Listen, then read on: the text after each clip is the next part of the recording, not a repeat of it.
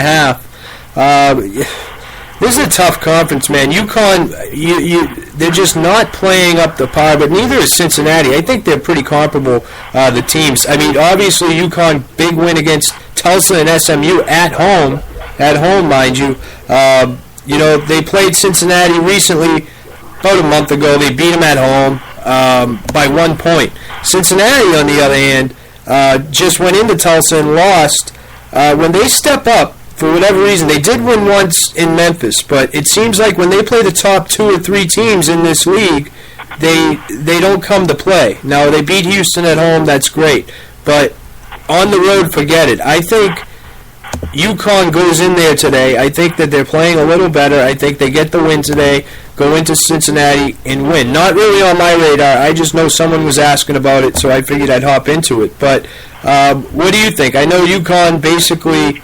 I guess they would have the 1 seed. Would they have the 1 seed now because SMU is out? No, how does that work? I don't know. I don't have it in front of me. Well, they're right up there. Yeah. With SMU and that like. But look, I mean, I don't think we can ever count UConn out, no matter where they are in the standings. Right. They're going to get to this tournament as far as this conference and the rest of the history. Look, I like UConn. I think they have a solid team. They kind of had some bumps and bruises along the way, but bringing in Sterling Gibbs, the transfer for Seton Hall, that was big for them. No, they're very good defensively, giving up just 62 points a game this year. And, they played well, 4-1 over the last 5, shooting the ball pretty well. And they're also a big win against, like you said, I think it was Tulsa the other night. So you're going to Cincinnati here. Cincinnati not very good at home, ATS. Scoring the ball at a high level, but, I throw away anything when it comes to Connecticut. Talk about them. You seem to always play close games. Getting 3.5 forward here, I would lean Connecticut, but I'm not a big fan of either team. Game's not on my radar. Look, the last, real quick, a trend for games for Cincinnati is a favorite of 3.5 to 6 points.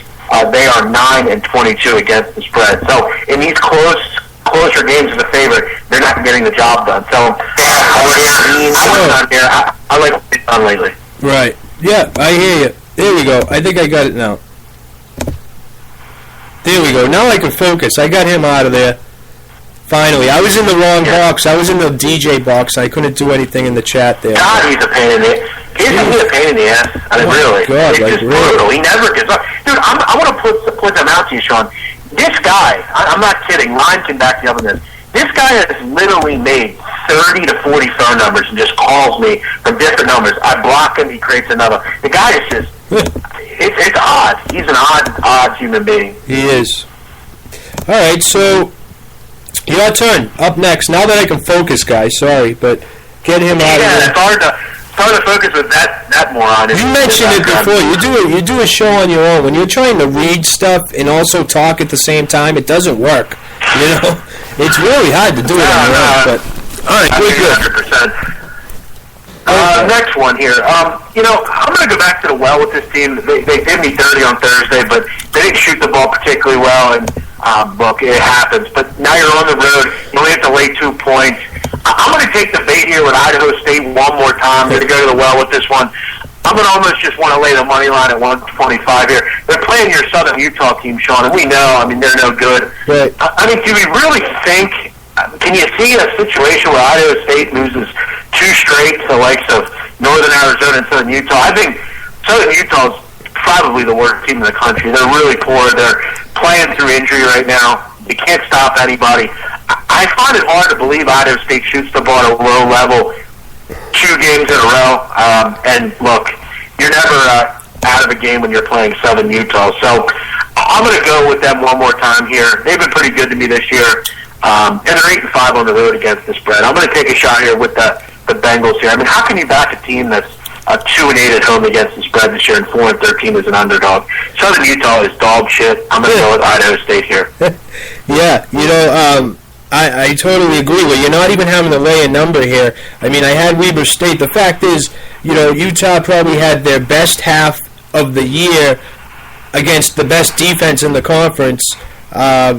and they still end up losing the game. I mean, they could play as good as they want. They shot 49%. I think that's their second best of the year. I mean, a couple times they shot 50. You look at the games after they shoot 50%, you're talking like 33%, 28%, 36%, like some badass. They can't put two in a row together. And they played a good game last game despite the loss. I don't see them putting two together again. And like you said, I mean, I can't imagine. I would like to see when the last time a team went on the road to northern Arizona and southern Utah and lost both games. I can't imagine that happens very often. So I agree with you. The team hasn't won since January 16th, a game in which they won in overtime against Idaho, who was playing without their best player. I mean, they're just not good. I mean, even against the spread. I believe that this is going to be a loss for Idaho State. And, only if to lay 125 in the money line, I think it's a must bet here. Yeah, I'm going to the well with you. I'm sending it out. What time does that start? That starts at 9 p.m. Okay, yeah, all right. So I'm not missing anything. Yeah.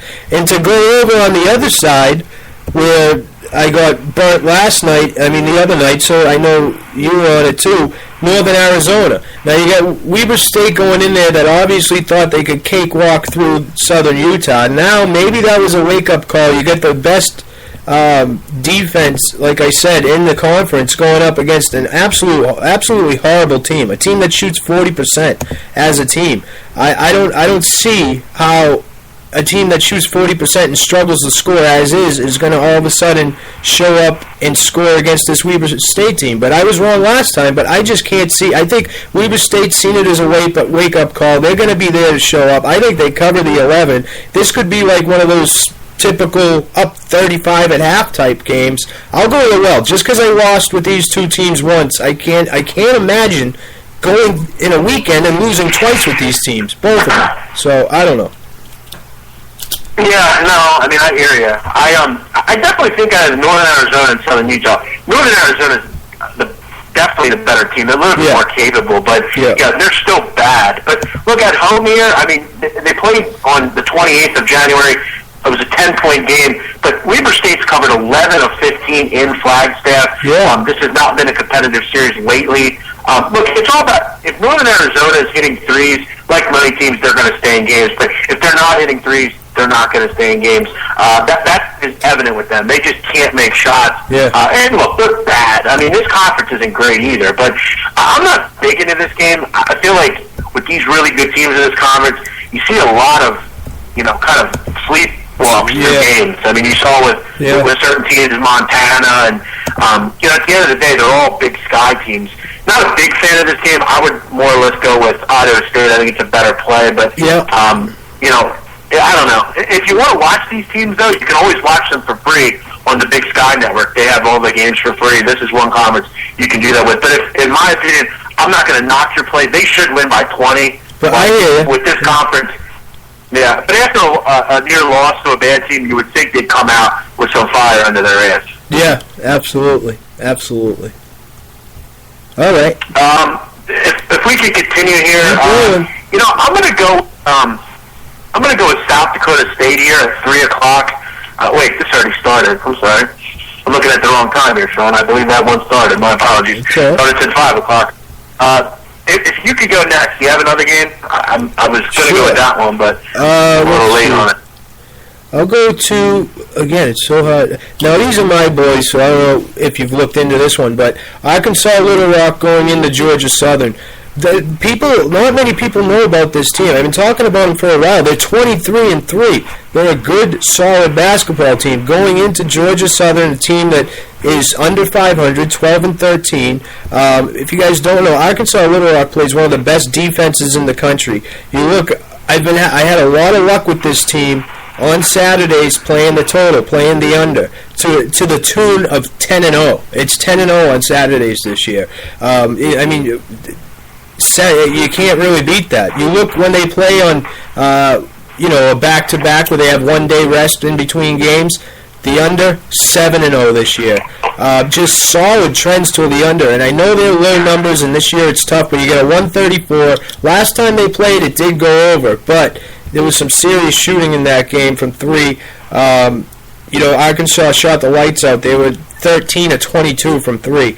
Their defense has improved since. You're going to give me 134 when usually I've been taking 120 and 119 with this team. I love it. I love this team. I think they can cause some havoc for some sort of team. I think they're going to be a 12 seed according to Joe Lunardi, and we all know what's up with the 12 seeds. This is a team to watch out for because they're very good defensively come tournament time if they make it. What do you think? Yeah, they're actually the best scoring defense in the country by almost a point and a half. They're number one. That pack line defense they play is very tough to score on. And you look at Georgia Southern, they're very good at home defensively also, giving up to 60 games. I kind of like your play there on the under. Both these teams, I mean, when they played before, it was 147, which went over by about 11 points. But like you said, Little Rock shot the ball at a high level.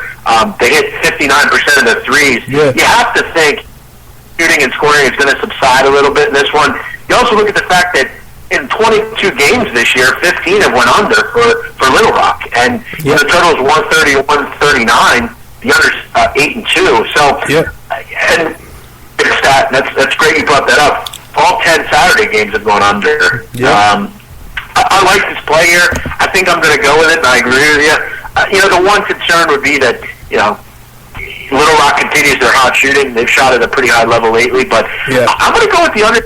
Well, I think it's a solid play, and I like the way these teams play defense, and obviously particularly Little Rock. But Georgia Southern at home, very good defensively also. So I'm going to agree with you on this one and go with the under. All right. Philly guy, I think Jeff we just went over that one. He likes St. Mary's, actually. He's asking on the chat box. I think he came in late on that one. I'll tell you, this Joe's game is great. Yeah, real quick, will they win? I don't know. I mean, this would be huge if they did, but I think the 6 points are valuable here, in my opinion. Sure. Even if you find something else around that number and you want to tease it, you get double digits with them, then that's looking really good. But I've gotten away from the teases this year. Remember last year we were playing them early in the year? Like, we were killing it with those. And then, I don't know, I just got away from them. Yeah, I kind of, for a long time, I think teasers are valuable, like if you can find two favorites that are, 4-point, 4.5-point favorite, get them down to a pick or whatever. I think teasers are really, to be honest, only valuable in football. I mean, I think there's an edge there, but I've kind of gotten away from them. One game I am looking at, Sean, 7 o'clock at 6:13, 6:14. I kind of like Marshall laying 3 at home to Old Dominion. This Marshall team, I think, turned a corner. I mean, early on they were bad. I mean, they just couldn't win. They were bad defensively. They can't stop anyone. But now quietly they're 14 and 12 in a conference that, look, you can say what you want. This conference isn't very good. I mean, there were years ago this was a pretty good conference, but Conference USA sucks anymore. I mean, it's not a good conference. Marshall, look, good at home. They've been covering, been scoring the ball like crazy, 85 points a game, and over the last 5, 96 points a game. I'm not sure Old Dominion can keep up with them in this one. Old Dominion, kind of a diminutive offense. They don't like to score.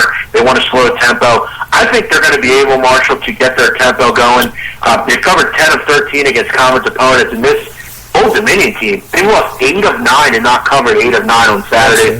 I like Marshall in this spot. I think they get their tempo going, and they already won one time this year against Old Dominion in Old Dominion. I'm going to lay the 3 here with Marshall. I think they're a decent play here.